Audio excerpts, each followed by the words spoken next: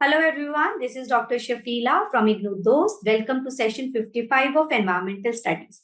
Environmental Studies is an elective paper in graduation courses of IGNOU. The exam pattern for this paper would be objective, and the video sessions that we are uploading on official YouTube channel of IGNOU Dost will help in cracking those objective questions. So to get daily updates, subscribe our channel and click on the notification button.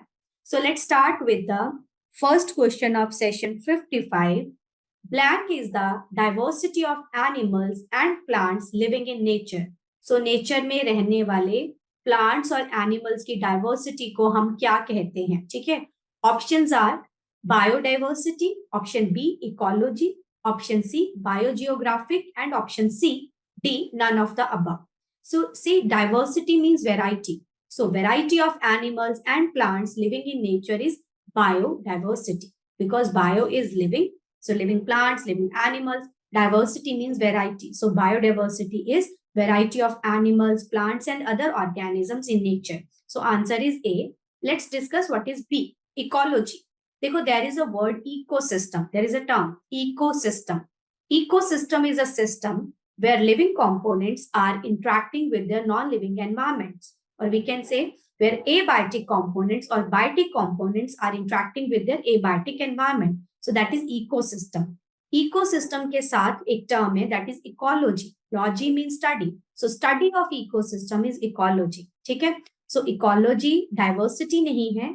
Ecology एक study है जिसमें हम क्या study करते हैं कि how living components are interacting with their non-living environments. Clear? Biogeographic. Bio means living, living species of plants, animals. Geographic. So biogeographic, basically it is the distribution of species, distribution of ecosystem in geographical locations. Okay, so that is biogeographic. So answer to this question is A, biodiversity. It is the diversity of animals and plants and in fact other organisms, living organisms in nature. Clear? So answer is A. Next is conservation preserves the ecological diversity. Conservation ecological diversity को preserve करती है, and which of our life support system. Conservation ecological diversity को preserve करती है, साथ साथ में ये कौन से लाइफ सपोर्ट सिस्टम को भी प्रिजर्व करती है. ठीक है? सो बेसिकली आंसर आपको देना है कि हमें किसको कंजर्व करना है. ठीक है? कौन सी चीज आपकी खत्म होने वाली है या कौन सी चीज जो नेचुरल रिसोर्सेज है उसको हमें कंजर्व करना है. अगर वो डिग्रेड होता है तो हमारा इकोसिस्टम इम्बैलेंस हो जाएगा. So that you have to tell. Options are A water, air and food. Option B water, air and clothes. Water, air and temperature. Water, air and soil. देखो वाटर एयर तो सब में common है. Let's compare food, clothes, temperature and soil.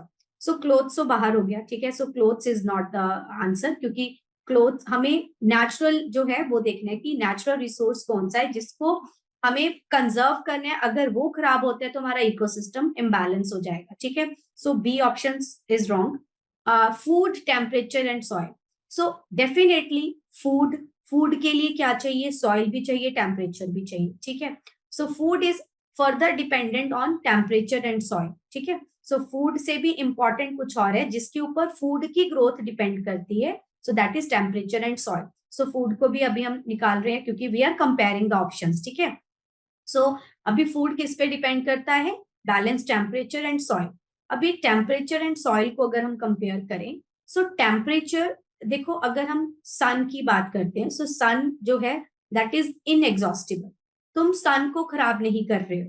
Human का कोई role नहीं है सन को खराब करने में. सो टेम्परेचर, ऑब्वियसली टेम्परेचर जो है it plays a role when यहाँ पे क्लाइमेट चेंज की बात आती है. ठीक है? बट टेम्परेचर से ज्यादा सॉइल को वी आर अफेक्टिंग. ठीक है? So climate change is different thing, but यहाँ पे टेम्परेचर हम सन से रिलेट कर रहे हैं इसको. ठीक है? So we are degrading the soil. अगर तुम्हारी सॉइल डिग्रेड होती है तो डेफिनेटली तुम्हारा इकोसिस्टम इम्बैलेंस होता है. ठीक है? So what we have to conserve, अगर इतना भी हम डिटेल में ना जाएं, अगर हम और डिस्कस करें, हम 3 चीजों की बात करते हैं: हाइड्रोस्फीयर, एटमॉस्फेयर, लिथोस्फीयर. हाइड्रोस्फीयर पानी से बना, एटमॉस्फेयर एयर से बना, लिथोस्फीयर सॉइल से बना. तो हमें किसको कंजर्व करना है? हमें बायोस्फीयर को कंजर्व करना है. Biosphere it is the combination of atmosphere, hydrosphere and lithosphere. So हमें किसको कंजर्व करना है? Water, air and soil, which is life support systems. ठीक है, सो लाइफ को सपोर्ट करने वाले वाटर, एयर एंड सॉइल है. सो टेम्परेचर को हम इसलिए हम लोग ऑप्शन से बाहर निकाल रहे हैं बिकॉज इट इज रिलेटिंग, हम लोग इसको रिलेट करते हैं विद सनलाइट, एंड सनलाइट को हम लोग डिग्रेड नहीं कर रहे हैं. ठीक है, ऑल्दो हम लोगों की एक्टिविटीज के कारण क्लाइमेट चेंज हो रहा है, अर्थ का टेम्परेचर इंक्रीज हो रहा है. ठीक है, so that is another issue, but temperature को या सनलाइट को हम लोग डिग्रेड नहीं कर रहे. Clear? So answer is D, water, air and soil. Next is project tiger was launched in. So project tiger launch हुआ था, ऑप्शंस आर 1971, 72, 73 या 74. सो answer is 1973. So Project Tiger was launched in order to conserve the tiger. Clear? So it was launched when the Indira Gandhi was there as a PM. ठीक है? So तब ये launch हुआ था in 1973 कि हमें अपने tigers को conserve करना है. Clear? So answer is C. Energy is released from fossil fuels when they are. So fossil fuels are normally coal, petrol, gas. ठीक है? So energy release होती है जब fossil fuel क्या होते हैं? So this is very easy. जब वो पंप होते हैं, जब वो कूल होते हैं, जब वो बर्न होते हैं या प्रेशराइज्ड होते हैं. सो फॉसिल फ्यूल की बात हो रही है. सो एनर्जी जो है वो रिलीज होती है when fossil fuels are burn. जब फॉसिल फ्यूल को हम जलाते हैं इधर इन व्हीकल्स और इन इंडस्ट्रीज. ठीक है, चाहे तुम किसी भी फॉसिल फ्यूल को जला रहे हो तब आपकी एनर्जी प्रोड्यूस होती है. For example thermal power plant. So thermal power plant में we are using coal as a source of energy. So coal को बर्न किया जाता है, only then we are getting energy from the coal. ठीक है, सो fossil fuel को जला के उनसे हम लोग एनर्जी लेते हैं. So answer is c. Next question, the last question of session is the most nuclear fuel used in the world is. देखो न्यूक्लियर फ्यूल, न्यूक्लियर एनर्जी के लिए we do use nuclear fuel. ठीक है, सो nuclear fuel के लिए जो आपके पास चार ऑप्शंस हैं, चारों ऑप्शंस आपके न्यूक्लियर फ्यूल्स हैं. Thorium 232, uranium 238, uranium 235 and plutonium 239. So nuclear energy is the cleanest source of energy जिससे एयर पोल्यूशन नहीं होता. ठीक है, सो इनमें से कौन सा फ्यूल हम लोग यूज करते हैं इन न्यूक्लियर रिएक्टर, मतलब मोस्टली हम लोग कौन सा यूज कर रहे हैं? सो देखो थोरियम और प्लूटोनियम से भी बेटर हम लोग यूरेनियम करते हैं. Uranium is a good source of nuclear energy. ठीक है, it is commonly used as a source of fuel for the nuclear energy. लेकिन यूरेनियम की यहाँ पे दो ऑप्शंस हैं, एक है 238, एक है 235. दोनों मतलब एक यूरेनियम का मास जो है दैट इज 238, दूसरे यूरेनियम का जो मास है दैट इज 235. दोनों ही आइसोटोप्स हैं यूरेनियम के. दोनों में डिफरेंस क्या है? दोनों के प्रोटॉन का नंबर जो है दैट इज सेम 92, बट दोनों में जो प्रोटॉन न्यूट्रॉन है उसका नंबर डिफरेंट है. एक में 143 है, एक में 146 है. ठीक है, अब यूरेनियम 238 या U35 की बात करें, देखो न्यूक्लियर एनर्जी प्रोड्यूस करने के देयर आर टू मेथड.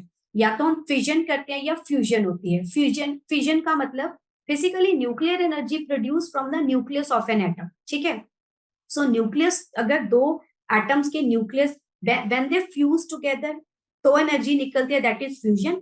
अगर वो स्प्लिट होते हैं तो एनर्जी निकलती है दैट इज फिजन. सो अगर हम यूरेनियम 235 या 238 को कंपेयर करें तो यूरेनियम 235 जो है, एक तो उसकी हाई प्रोबेबिलिटी है फिजन की, नंबर वन. दूसरा जो यूरेनियम 235 है ये कंपैरेटिवली हाई प्रोबेबिलिटी है, मतलब कंपैरेटिवली यूरेनियम 238 से जल्दी फिजन हो जाता है इसका. ठीक है, और हमें ये इजीली रॉक से मिल जाता है. Clear? So uranium 235 is comparatively used, मतलब ज्यादा mostly used as a source of nuclear fuel. ठीक है, as a source of nuclear energy as nuclear fuel. So uranium 235 in comparison to 238 ज्यादा यूज होता है क्योंकि उसकी फिजन प्रोबेबिलिटी ज्यादा है. क्लियर? और ये हमें रॉक से इजीली मिल जाता है. Clear? So this was the last question of the session. So learners, those who are doing either PG or UG degree from IGNOU Dost is there to help you out. We at IGNOU Dost are providing live and recorded classes. We are giving value-added notes to our learners. We are also helping our learners for their exam through Exampedia. A continuous support from professional mentors is there in IGNOU Dost. They are helping you in completing and submitting the assignments for your career development and even for scaling the personal and social development. You can reach us out on the number 75949399297 via call or WhatsApp. You can also visit the official website of IGNOU DOST. Thank you. See you in the next session.